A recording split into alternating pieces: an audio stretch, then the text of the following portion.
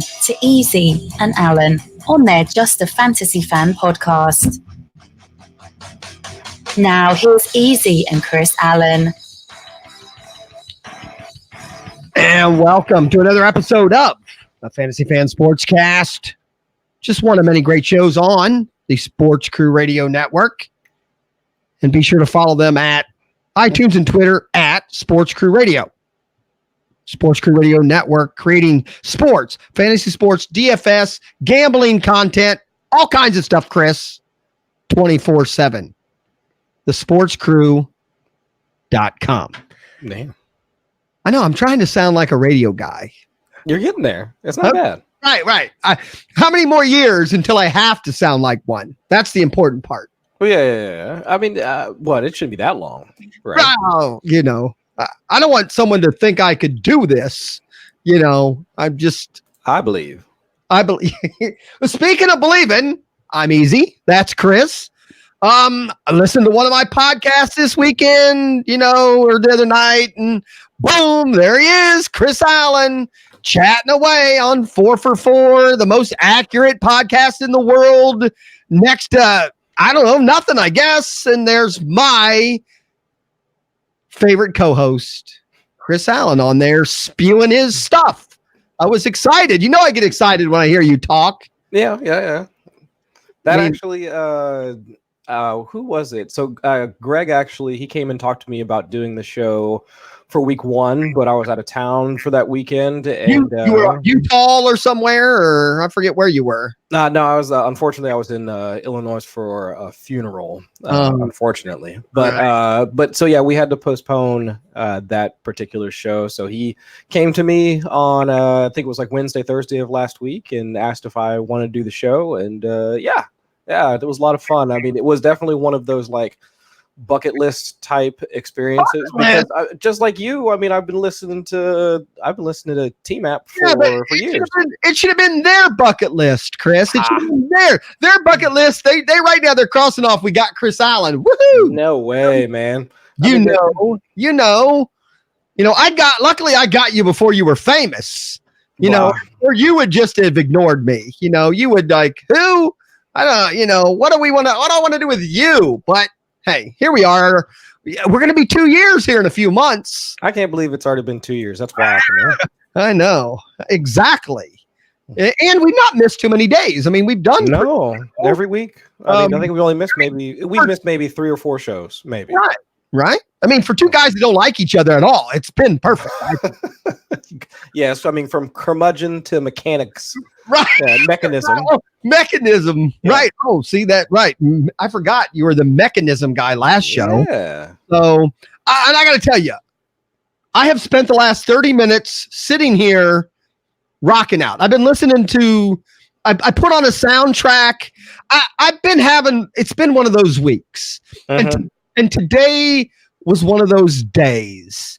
Mm-hmm. And I got to tell you, fantasy sports can sometimes get you out of that funk. So, but knowing that I had the show to do, I have to be real honest. At 7:30, I was like, Chris, tough. Whatever. I don't know. At 7:30, I was like, I'm dreading it. I'm like, what's going on? It's like, I can't believe I got to go get ready. You know what? And I haven't done it in a long time. I have not sat with just music in my ears and fantasy stuff on my screen. I mean, I was having a pretty good 30 minutes of, blowing it out time. You know what I mean? And sometimes you just got to blow it out, Chris. I agree. Sometimes the old curmudgeon has to get out the mudgeon. I hear you. I mean, I was just sitting down watching TV with my wife and daughter. I need some, disconnect time. Right. Yeah.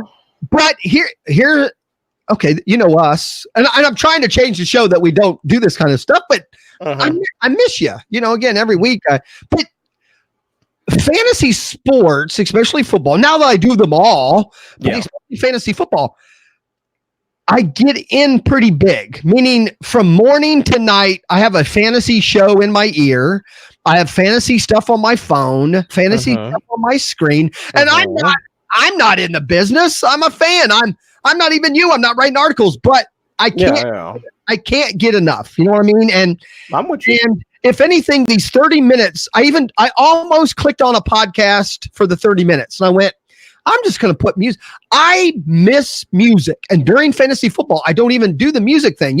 Driving to work, fantasy football podcast. Home from work, 45 minutes, fantasy football podcast. Yeah. Sometimes music will just blow it out for you a little bit. I was rocking. I had I'm just saying. So that's going to be my tip of the day. You know what?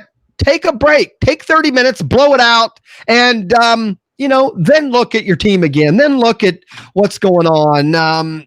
If you're 0-3, take 30 minutes of music. Take yourself back a little bit. That's all I'm saying. So, it's been one of those weeks for a lot of people, not just easy. So we have a lot to get into. Obviously, it's another exciting week of fantasy / real football. Yes. But it is Wednesday night. I don't know who listens and when people listen to this show, but the big news breaking pretty much this evening is, that Melvin Gordon is going to be back with the Chargers sometime tomorrow.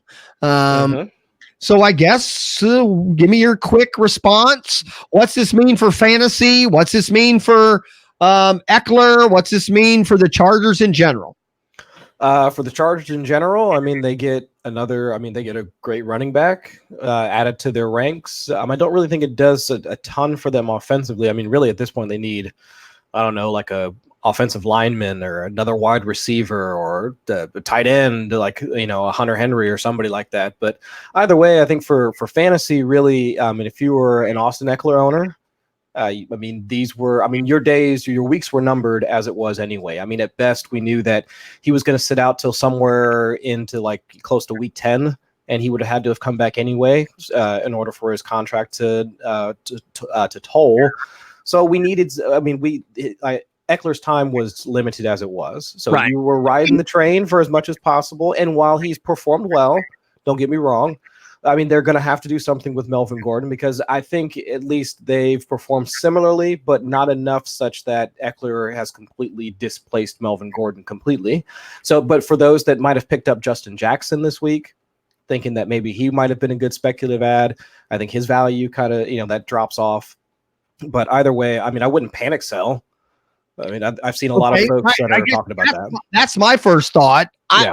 I'm assuming Austin Eckler's not going away, though. He can't. You're not going to get Melvin Gordon that we thought we would get before the season started, right? At least not for a few weeks, right?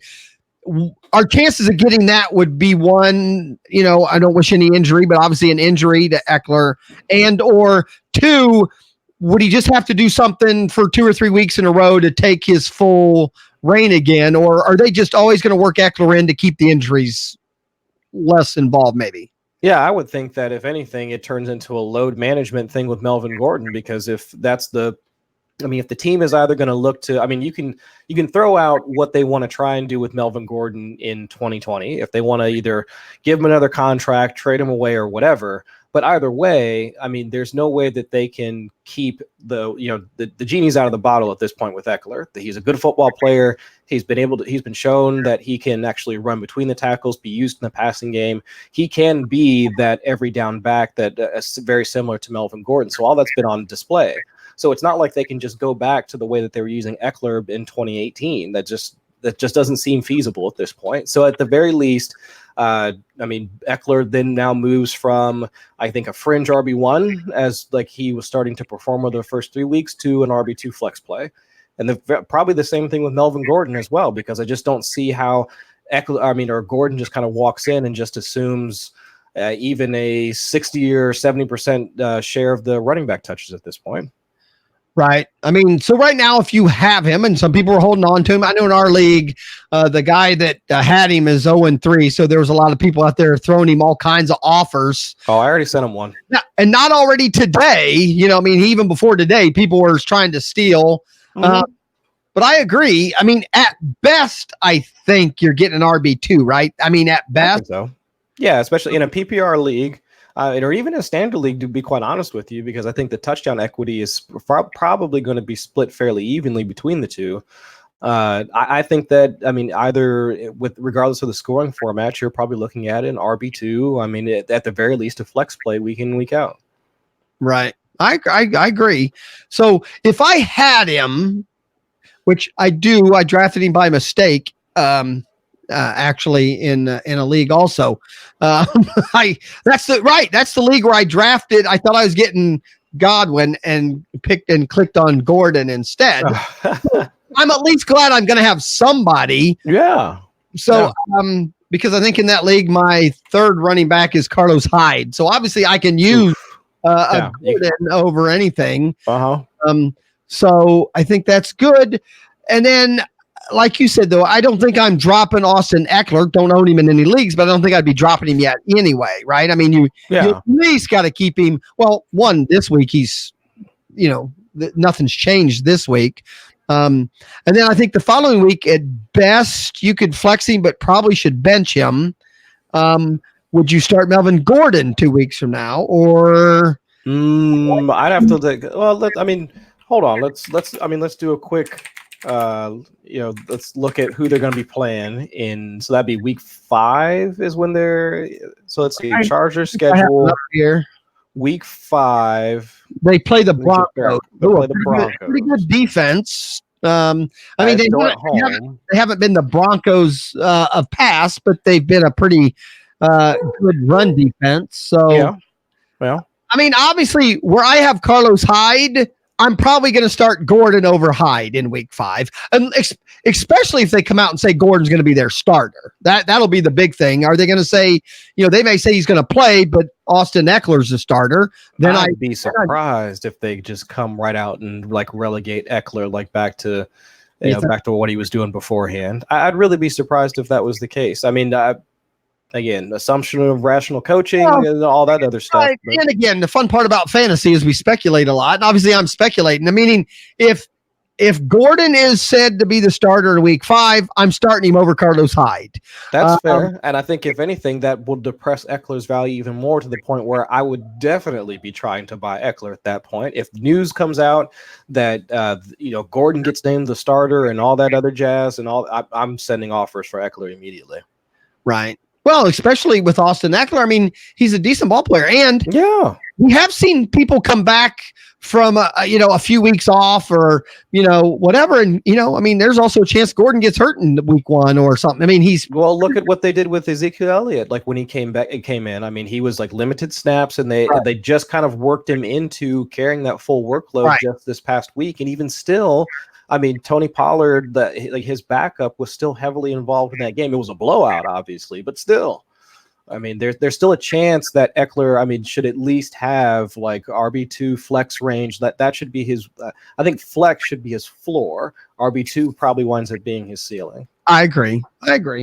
But that is the big news today. Obviously, the other big news today is it's a Wednesday, and if anyone over the age of 28 is on the injured reserve, or is on the, had the day off or didn't practice or whatever, so it's a little bit hard, to go through some of the things. The big thing is LaShawn McCoy was limited again, so we still don't really know what's going to go in that Kansas City backfield. But what we do know now is any running back that starts in that backfield is probably going to be worth, at best a low end one, right? I would think so. Yeah. I mean, I know we try not to overemphasize situation and try and say that, okay, well, if it's just anybody's in that backfield is going to score, very much the same way we looked at the Los Angeles Rams last year. If it wasn't Gurley, it was CJ Anderson. Wasn't CJ Anderson, it was Malcolm Brown. I mean, anybody can score in that. I mean, we try to overemphasize situation, but I think in this case, on a 1-game sample, especially who the Chiefs are, they're playing the Lions, if I'm not mistaken. I mean, we do think, at least on a 1-game basis, right? They have the Lions. If it's not LaShawn McCoy and it's Darrell Williams, Darwin Thompson, or whomever in that backfield, they should at least have some value just for a 1-week start. Because as far as I know, Damian Williams did not practice again. Nope. I think not practicing still. They're making it set, which as a Damian Williams owner in a few leagues, I'm fine. I'm I still think he'll be their starter when he comes back, but I want him to come back healthy. I hope that's the case. I mean, I am something of a Damian Williams truther, but still, I hope that's the case. Right. I mean, you hope he comes back healthy, or they don't use him till then, or when he comes back, you think he'll be their starter? Both. I hope that they wait until he's healthy to bring him back, and then once he's back, that they say he's the starter. Right. That's my hope. Me too. Obviously, I've got him. A few people have tried to steal him from me right now, but no, his value is pretty low. Yeah, you just have to wait. I can't get rid of him yet. Yeah. And I won't. I mean, he's my fourth running back now. I've got in that league, I've got Fournette, I've got Gurley, I've got Freeman, and I have Williams. They're all number twos, and Williams hopefully comes back and can be a number one. Hopefully all of them can move up to number ones for me. I think all of them have potential. If you're going to have four running backs, sure, we'd love to have four number ones, but that's hard to do. Yeah. So, the fact I'm pretty strong at other spots, I don't mind my running backs being those four. That's pretty strong. The news came out today that, Gurley's averaging only 15 touches.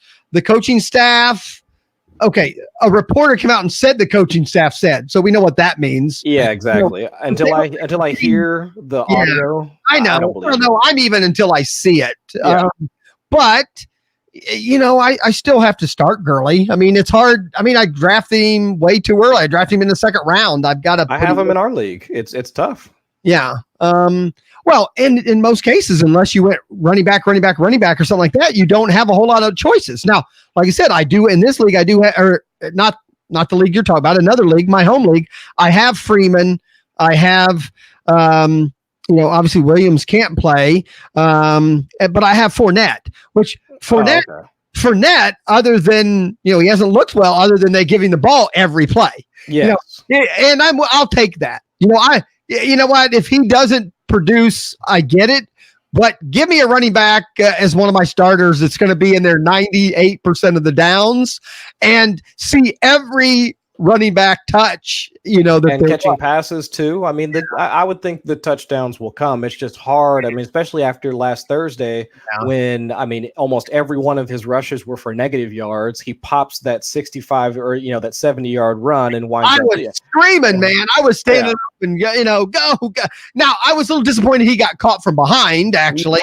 Yeah. But he is not the fastest running back. It's not like, we know he's not the fastest, but I was disappointed that he got caught from behind. Obviously, a score there in the 12 or 14 extra yards would have been nice. Right. Because I lost that week, too. I lost. Well, that's rough. Yeah, I know. I had I had 176.7 or something like that and got beat. Somebody had 192. It's like, oh, man. That's where victory points. I mean, we talked about that. I think when we were setting up leagues and stuff. I know. Gotta have it. Gotta have it. So that's a big thing, injury-wise. I mean, the other big injury this week, and I talked about last week, I made a trade for him just before they announced he was hurt at all, and now Cam Newton could be out. So I don't know. Same thing. Even if they IR him and rest him for 8 weeks, I keep him in an IR spot. A healthy Cam Newton, I'm going into my playoffs. I'll take that. Yeah. I picked up Brissett right now to replace him. So far, that's worked out after 1 week. Brissett got me, I think, 28.5 or something. I'm not sure Cam would even got me that. So I'll take that. Yeah. What type of league settings do you have? I didn't think Jacoby only scored like in the teens or something like that. I don't know. I got 28.5 out of him. And my home league has, they got like extra like bonuses and all that good stuff. You get all the 300 yards. You get the 50-yard pass. Right now, 200. You got to score 190 to 200 to go. Whoo, Yeah. It's a high scoring affair. Gotcha. I'm not happy that T.Y. Hilton's not healthy right now. That's a problem. Yeah. Same thing, though. I prefer, and I think they're getting better at that. We talked about it, sitting these guys for a week or two and not bringing them back right away. Right. Especially in a game that they're likely to win. I mean, it's Oakland. I mean, they're their Oakland's offense has been struggling. Indianapolis's defense, while it looks decent, they've had they had their own injury woes to deal with. But still, Right. I think that the Colts might just look at the matchup, think they've got the game in hand, and just let Ty kind of sit this one out. It's entirely possible. Then let's go to the big one, the big B, the big Barkley. That obviously is a big hit to everybody. I'm curious, do you have any information I didn't see, which is he was going for a second opinion today, I thought, Yep. but I didn't hear anything from that. Have they released any information from the second opinion? No, because I think they were supposed to either be done today or he was traveling today, and then he'll meet with Dr. Andrews tomorrow. We probably won't hear anything until that might be a part of the Friday afternoon news dump that always freaks people out as we head into the weekend, that sort of thing. Right. Remember, one of the commandments, ignore that coach speak and that all that stuff. But, I don't own him anywhere. I never drafted early enough. So I'm not worried about it. I did not go after, is it, how do you pronounce it? Gosman, who's Gallman. Gallman. I wasn't happy with that. So I did not spend my waiver money or anything on that. I did. You did? Oh yeah, I got him in our league. So you're buying in on, I don't know. I at best, I think you get a week or two and they're going to have somebody else. I don't know. I think he's just a guy, as other podcasters will say. So I didn't. I have the number one waiver wire in my main league. I did not wait on him. So I held on to it for another week. I just think there's other number ones out there. If somebody falls, it's going to be more of a league winner. I don't see him as a league winner. I see him as a fill-in if you have running back problems maybe for a few weeks. I'm assuming you're not the Barkley owner where you picked up. No, it's more of for me, it's a block. And for right now, I'm debating on if I want to start him this week. Because even without Saquon Barkley for 3/4 of that game, the Giants were able to put up 30 some odd points. Right. So if this is a team that can now move the ball with Daniel Jones, under center, and they're going to be into the red zone more often than they were with Eli Manning, that's a chance for money touches that we want that can score us points. So sign me up for that. I don't care what team it is. And did you spend fab money or waiver wire spot? Fab money on it. I think I spent maybe it might have been 25%, 20%, somewhere in there. It might have been a little bit more, 30%. Well, I think it was 30%. Most of them I've seen have been in that 30-40% range. Roughly. It varies a little bit. All the leagues I play in, none of the leagues did the Barkley owner get him.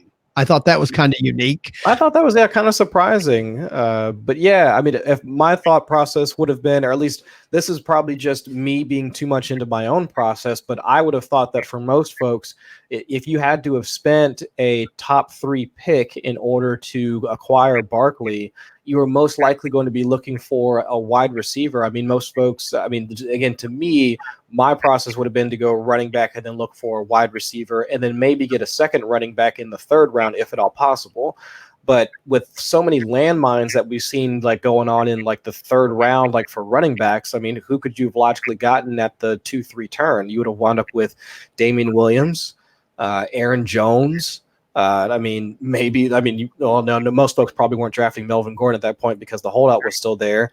But I just can't think. Maybe Mark Ingram. Maybe. Most folks were taking Chris Carson in the 3rd round.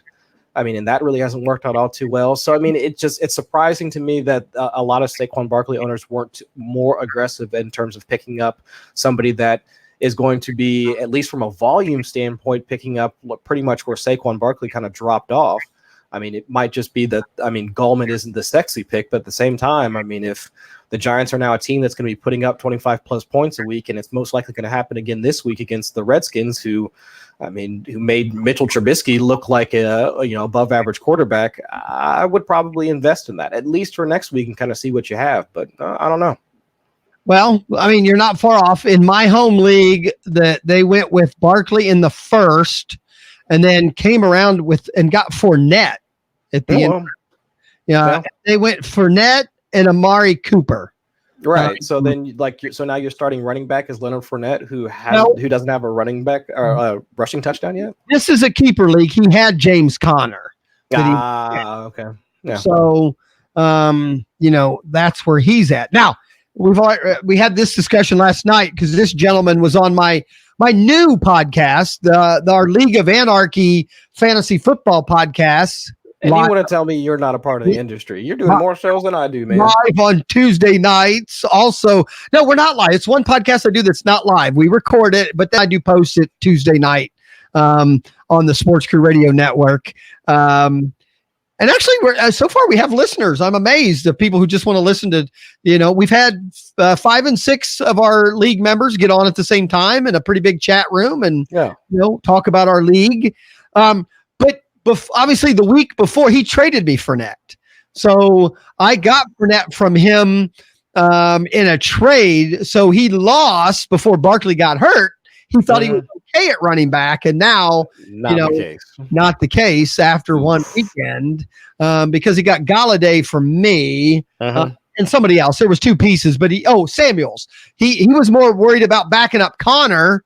So I gave him Galladay and Samuels and got Fournette back and got Fournette. So, and Saquon Barkley is essentially going to be out for the rest of the fantasy season. And if they're talking at like almost 8 weeks, he's going to be gone. That's the fantasy season right there. Right. And they have a bye in week 11. So even if he comes back, that's pretty much when he'd come back. So the odds are he'd come back in week 12. The rumor is if he goes that long, and then you do run that risk of, the Giants not having a great, already being out of the playoffs, let's say, and they may not bring him back. Shut him down. Yeah. So, what's the point in holding on to an asset at that point? Are you really going to feel comfortable, even if you hold on to Saquon Barkley? No. And let's say you make it to the playoffs, you're going to feel comfortable starting Saquon Barkley in the playoffs? No. Now, unless they play the Dolphins in week 13. The night it happened, I offered the guy I offered him Freeman for Barkley. Oh, Devonta Freeman? Devonta Freeman for Barkley. Okay. He came back and said he was going to wait a few days and see if he could do something else. Okay.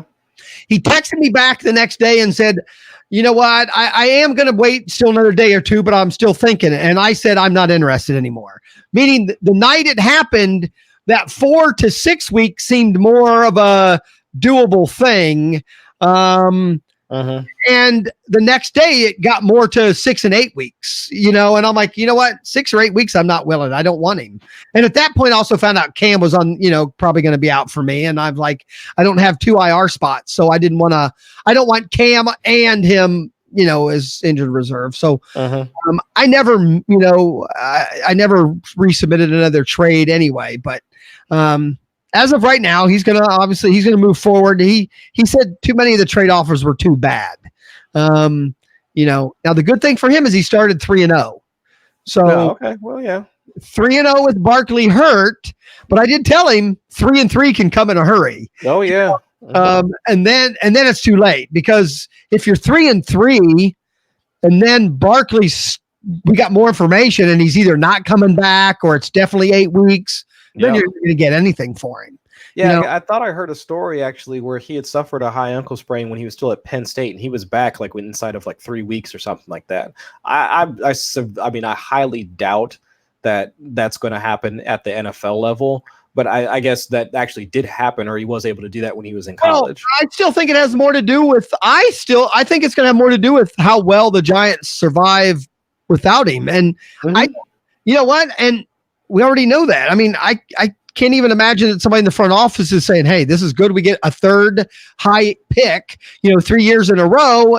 And now we get a lineman or now we get a defensive pass rusher, and now we're set for 10 years maybe or something. Yeah. And so I could see where they shut him down too. I'm not going to say it's I'll say that it's the same line of thinking that folks are applying to AJ Green and saying that, well, what's the rush in bringing AJ Green back? The team is already 0-3 at best. AJ would be back week 6, week 7. I thought I'd heard the announcer say when they were at Buffalo this past weekend.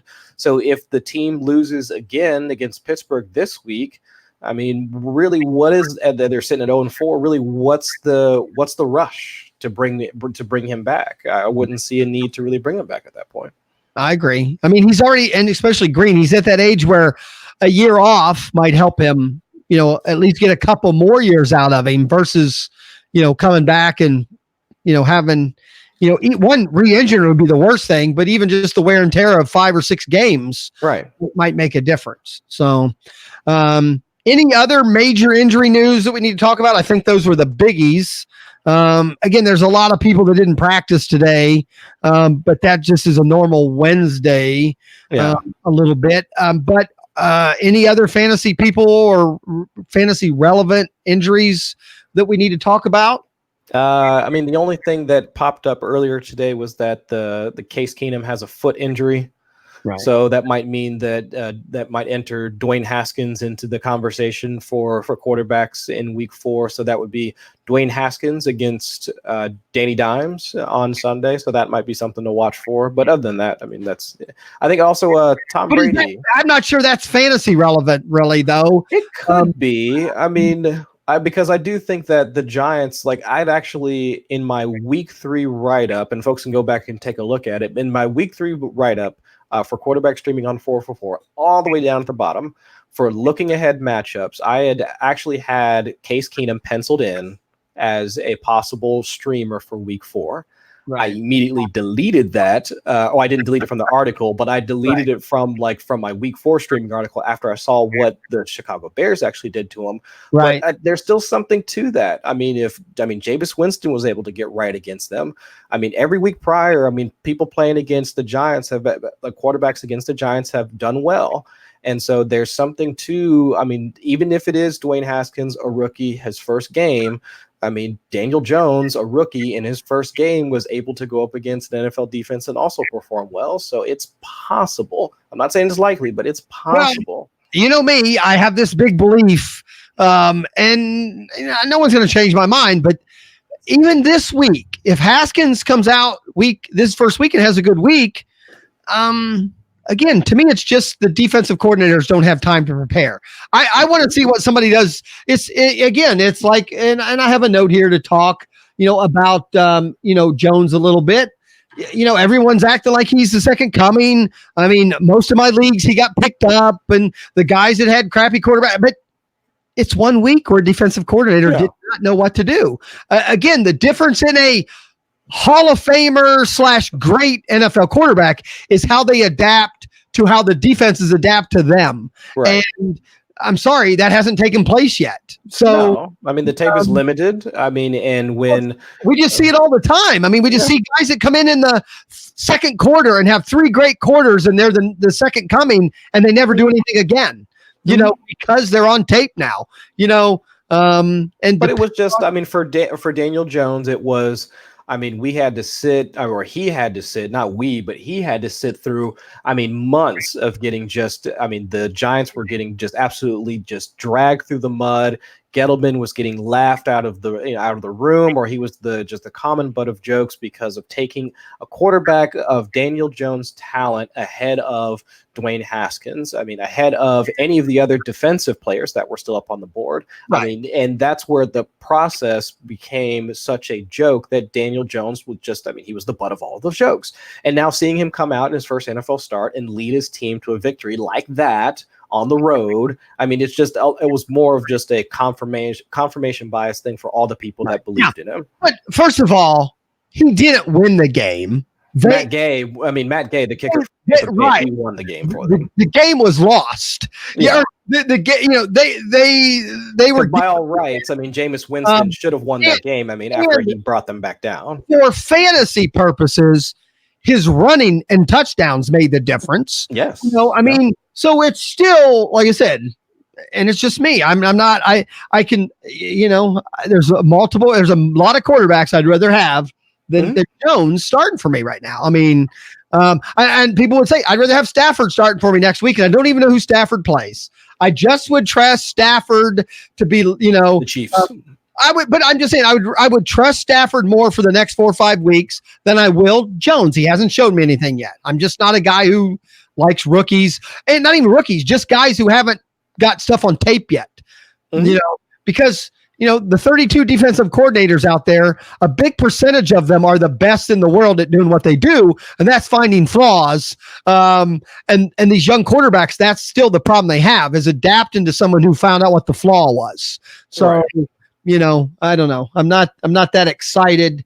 But I do believe we've seen the last of Eli Manning as a Giant. I think maybe this is finally a commitment away from that. So yeah, I think that his time as a starting quarterback is over.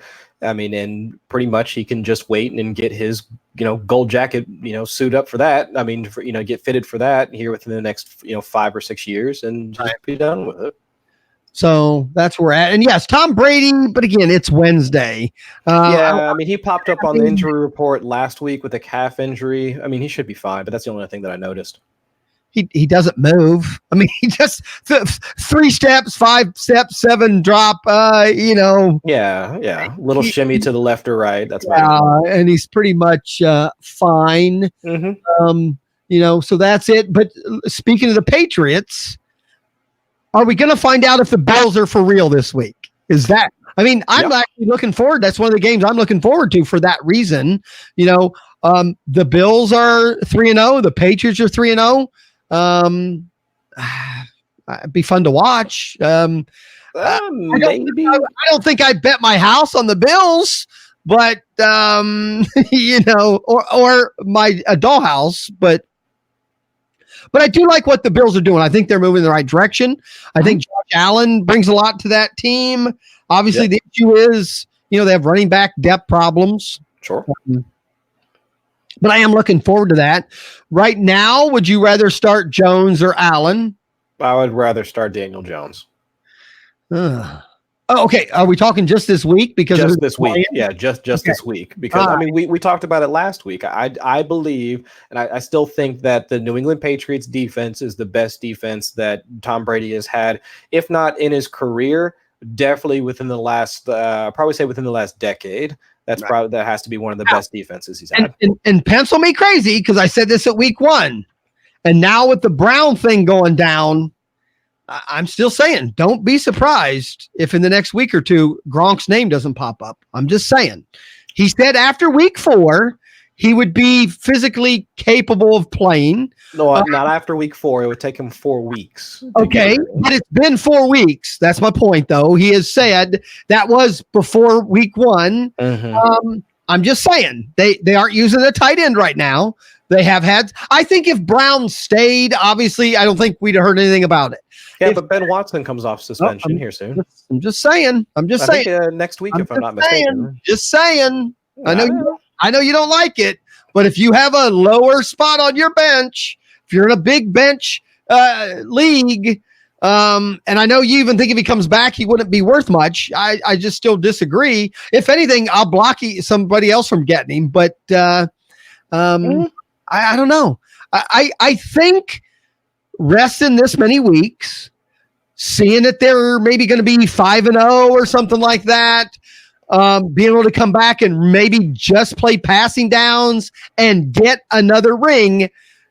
I just saying, I think why wouldn't you? He's not even 30 years old yet.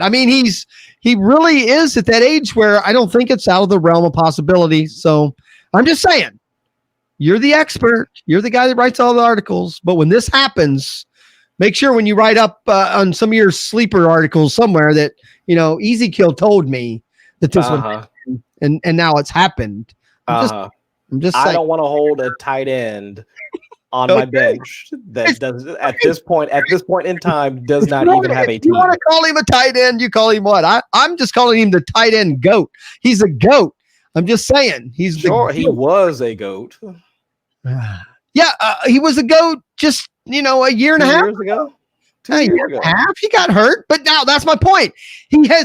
I think when he comes back, he's only going to come back to touchdown passes. I don't think they're going to use him, and he's going to be in there when they get within the 30-yard line. At that point, they won't have much of a choice. They're already having to shuffle guys on their offensive line because Coach Belichick already came out and said that the reason why Sony Michel isn't performing as well is because they're not blocking enough for him up front. And he is good at that. He is one of the best tight ends, blocking tight ends. Will he actually want to take Maybe. on that role? It's not going to be just like making touchdown passes. If you're 6-0, 5-0, yes, he'll take on that role. I mean, maybe. And what about the chance of playing for an undefeated team? I mean, that doesn't happen. Did that? They lost that year. I'm sorry. Hate to knock on wood. They lost that year. They were undefeated in the regular season. So they lost that year. No, he would love to be the only he would be one of the second only undefeated teams to win a Super Bowl. I could see somebody like Gronk.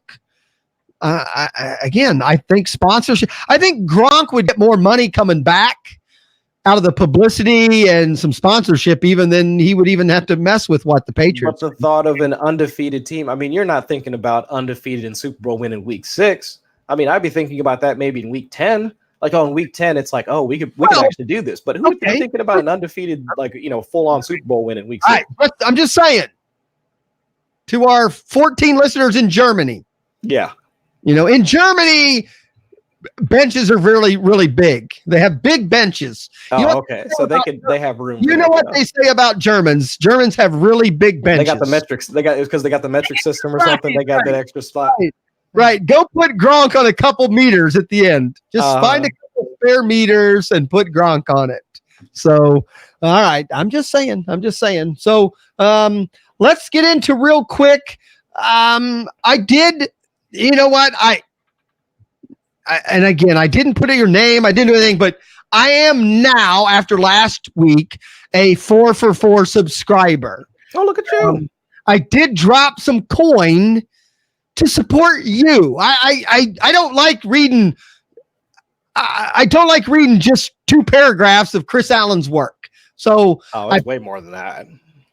No, I think for free you get about 2 or 3 paragraphs. Oh, and then they cut it off. And they cut it off and say, if you want to see, Chris's rear end, you're gonna pay $29.95. If put another slot in the corner, put another quarter in the slot if you want to see Chris dance some more.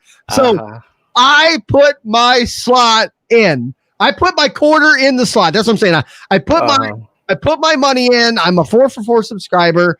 And you know what? I probably should have done before because I am a 4for4 guy. I listen to their podcast. I listen to, I hope it's JJ, right? JJ's part of the 4for4 people. Is that him? That's JP, John Paulson. Okay. All right. TJ Hernandez. I got my J's and P's mixed up. But, I've listened to the podcast. I listened to other stuff of theirs. So, I'm, I wanted to support and so I did get to read your whole article this all 1,500 words of it or whatever, how many I think I wound up with. But I think it's important. I mean, just let's throw it out there. Week 4 quarterback streaming. What are you looking at? What do you like?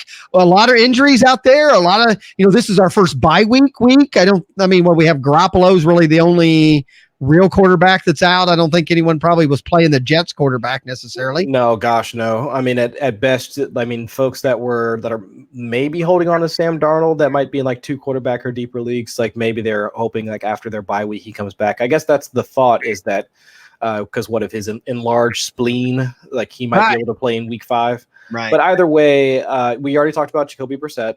So we'll get that one out of the way. I mean, he was my top streamer, but with the T.Y. Hilton thing, he's kind of moved to the back of the pile, but I still do believe that even without T.Y. Hilton against the Oakland Raiders, I think that Jacoby Brissett, I think he passed to 8 other pass catchers than T.Y. Hilton in week 3.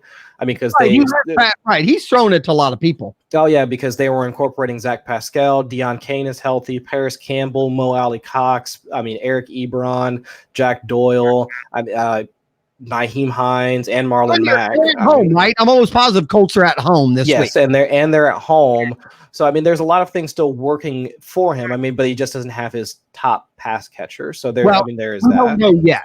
Right, and that's the thing that we have to be concerned about. But obviously, for common sense purposes, if T.Y. Hilton's not playing, he wouldn't be my top streamer. But we talked about Daniel Jones already, and rookie or not, it just, for me at least, the fact that he was able to rush. I mean, in the rushing touchdowns, yeah, those are great, but the fact that he was actually able to continue drives and actually convert third downs, things that Eli Manning wasn't doing, that's part of what gave me an inclination to recommend him as a streamer. Also, the matchup: Washington, Josh Norman, he's washed. And we just saw what Mitchell Trubisky was able to do with them. I still think that even with Evan Ingram, Sterling Shepard, Benny Fowler, Russell Shepard, even though I think Russell Shepard is hurt, but even if Wayne Gallman is the one starting in front of Saquon Barkley because he's injured, I think there are enough pieces there that they should be able to move the ball. If not through the air, then Daniel Jones can run it on his own. I think that's possible. And so then third guy, Kyle Allen. So now I know he's going up against Houston, but because they've had some issues in the secondary, I mean, if it's not JJ Watt and Whitney Merciless kind of like bearing down on you, I still think that there's a lot of chance for quick dump offs to Christian McCaffrey, Greg Olsen, or even like short passes to DJ Moore and Curtis Samuel. I mean, DJ Moore, in 2018, his yards after catch was like one of the highest in the league. So I still think that with their quickness and their speed, and they're able to like create yards after the catch, I still think that Allen is at least viable, like for week 4. And if you don't want to go with those guys, because I know that you hate rookies, like Marcus Mariota. But I hate him too. That's right. But he's playing against the Falcons, and they're just, by week 4, they already have at least like 2 starters out, like due to injury. So if there is like ever a chance to give Mariota at least a spot start or like a reason to start him, he's one guy that at least I don't know, if you're just in dire straits, like that's a possibility. I would agree with that. And I liked in the article, the look ahead thing. Obviously in single quarterback leagues, you have Andy Dalton. I think right now in most 2 quarterback leagues, Andy Dalton's taken. But back to, again, when you're starting to look down the road now, you got to start looking at bye weeks. I don't think there's a lot of teams on bye week 5 either, though. But to be honest, I probably should have looked it up. I'm not even sure who's on bye in week 5. But obviously, this is the time to pick up somebody. If you only are playing one quarterback, I agree. Quarterbacks against the Cardinals have done very well right the moment in fantasy, and Andy Dalton's done well against everyone else anyway. So, this would be a true test against them in week 4. Divisional opponent that Steelers probably like normally playing pretty tough. Steelers just got Minkah Fitzpatrick, so there's a lot kind of working against them. But with their high passing rate, I want to say they were like top 5 in the league in terms of neutral game passing. I think it still makes itself for a really interesting matchup, even though like for the past, for most, if not all of the Marvin Lewis era, the Steelers-Bengals matchups have just been one of those, like, I don't know, 21-14, right? Those low-scoring, like boring matchups that just don't wind up anywhere. If you just pick him up this week and don't play him, and then you have him for the following week, that's an option. But I would agree. I heard a few people actually say they would consider using him. Pittsburgh defense isn't used to be. Now, the issue around here always is at night, Andy Dalton has a little bit of a, prime time Andy, man. Yeah, he has some issues during prime time or anytime he plays in the dark. Yeah. So it's hard to watch sometimes. Oh, I know it's been terrible. Yeah. Obviously, to me, it's one of the better matchups we've had in a while on a Monday night. 2 0-3 teams as of right now. But, exactly. But here in Ohio, it's a pretty big game. So, I kind of look. We'd be what, 3rd in the division at that point. So, hey, true. It hasn't been a very good division. Now, speaking of that, I didn't put it in our notes, but and while we're talking quarterbacks, what's the deal there in Cleveland? I'm already hearing of single quarterback leagues where people are dropping Baker already. Mm-hmm. And Baker was a top 5 draft pick in a lot of leagues, believe it or not. I'm not a fan, but I don't know. Is this an issue with the team? Is this an issue with Baker?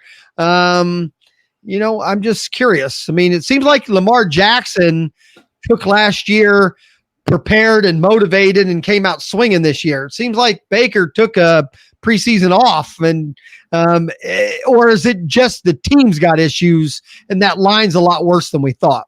The line, I mean, for at least for me, I had been concerned about their offensive line since the Odell Beckham trade, because they gave away part of that trade was giving away Kevin Zeitler, and he was one of their best offensive linemen. I mean, so without him and the players behind him, they were already coming into the season thin. And I think the play calling so far really hasn't been towards Baker Mayfield's strengths. I mean, he's been pump faking, like tucking the ball. I mean, rushing off to his right in order to scramble and like try and make a pass. He doesn't look comfortable in the pocket. I don't think he's trusting the offensive line that's in front of him. I mean, it really comes down to a mix between him not having the same line that he had in 2018. But in college, that was his strength. He seemed to be a player in college that didn't play with any fear.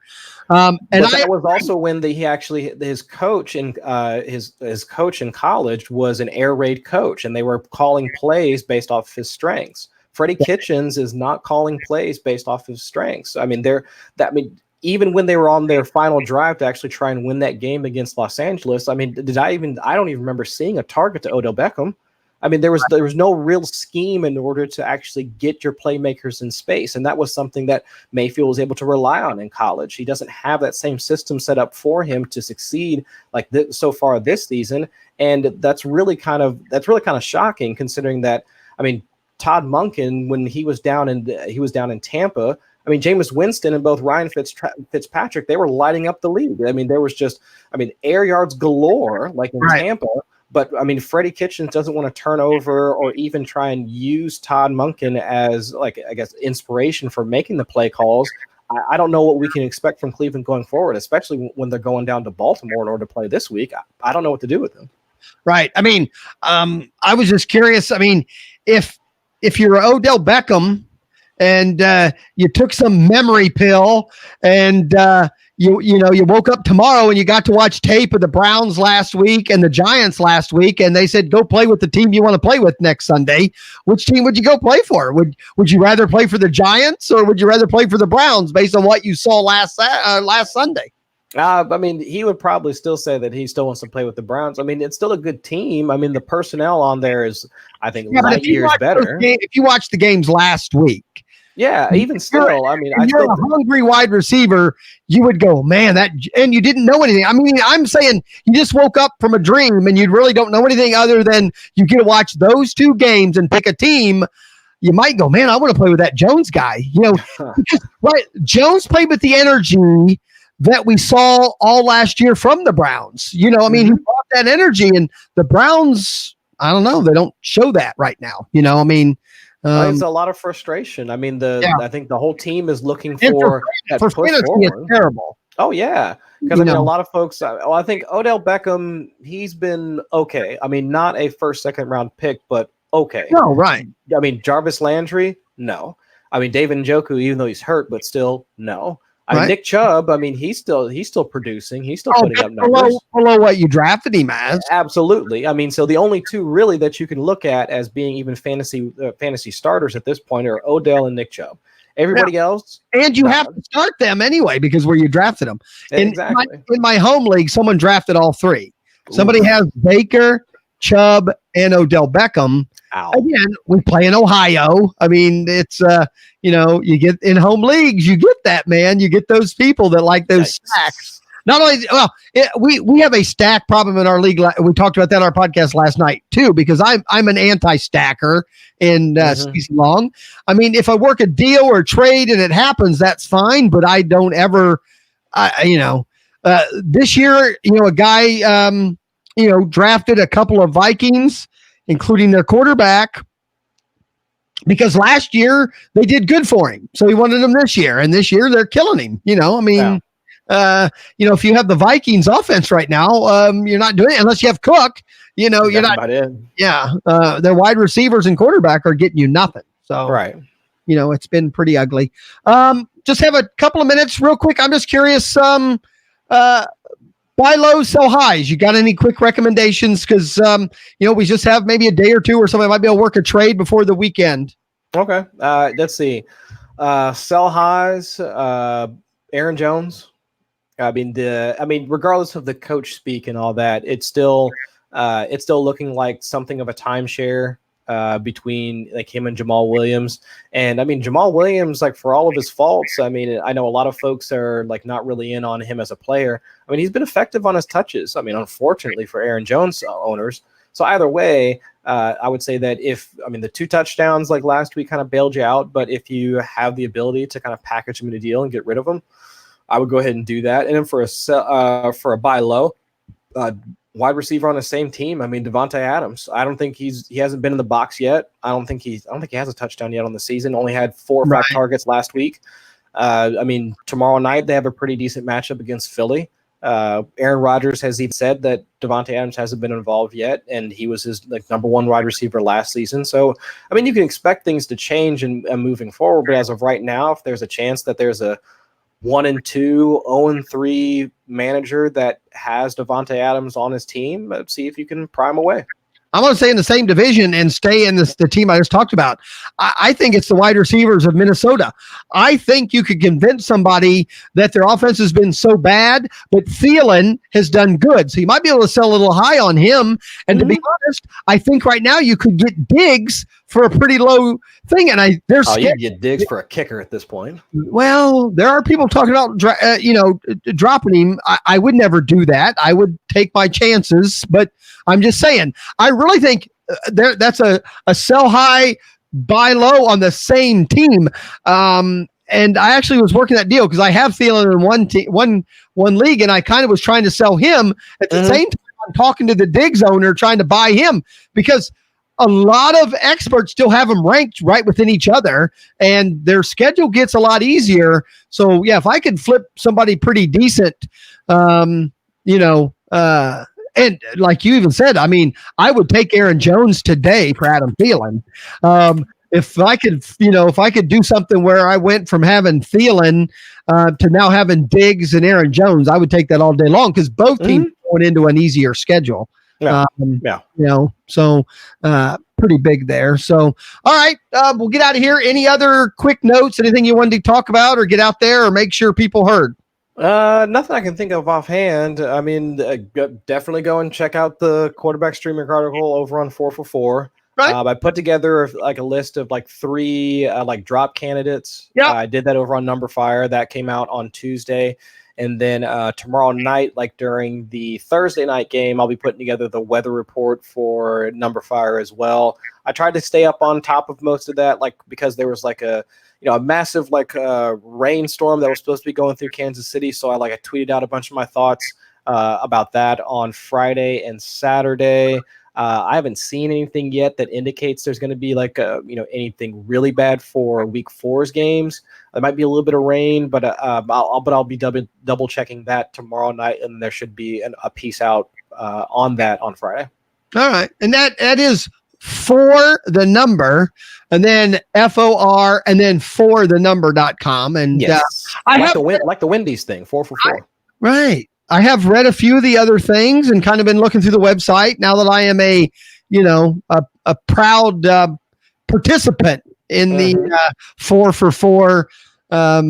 You're in the family, La Familia. I'm in the family. Well, I want to support. I want to support you, and I should just write them a note that I only joined to read your articles. I want more Chris Allen. So, but Chris, I appreciate it and appreciate you doing this with me. Again, no one would listen to me. Nobody. I do 4 shows and still no one tunes in to listen to me. Lies. I just was the guy who had the extra money to buy a mixer that week, and I got to take control. But it's fun. We have a good time, Chris. Always. And your Twitter handle? Chris Allen, FFWX. There you go. And I'm Easy Kill, and I'm at a Fantasy Fan. And next show, Sunday, me and Lou Landers, again, from Sportscrew Radio. We do our sit-start show at 11:30.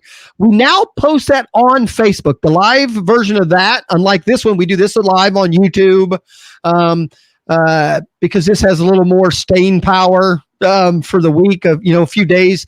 Obviously, sit start stuff at 11:30 on a Sunday is about useless by 12:30 on a Sunday. So by the time we're getting over, already our videos on Facebook are getting, over 100 views, and we have multiple people in the chat room asking questions and asking sit start. So that's pretty cool that we have live people, on Sunday morning joining us, because we have talked. I mean, there's a lot of options on Sunday morning, So, for any of you to come and join us, we appreciate it. And like I said on the show, it's still, and I would tell anybody on anybody, I don't care who the sit start person is. It's just information. Use it and then make your decision with your own lineup. I've had that conversation a million times. You're the one in charge of your lineup. When you ask us a question or you ask recommendations, and I listen to a lot of shows, and some will come right out and just say, "Yeah, put him in and be done." No, I mean, me and Lou are more. Yeah, we like this guy, we like that guy, and that's what maybe we would do. But it's still your lineup. Get as much input as you can and then make a decision. So that'll be Sunday morning, 11:30. Sportscrew, the sportscrew.com, the link and everything's there. You can find us on Facebook too. So, Chris, we're done till next week. Say goodnight. Good night.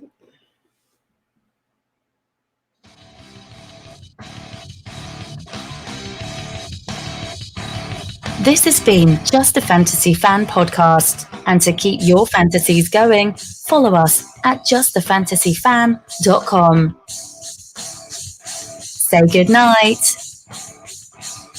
Good night.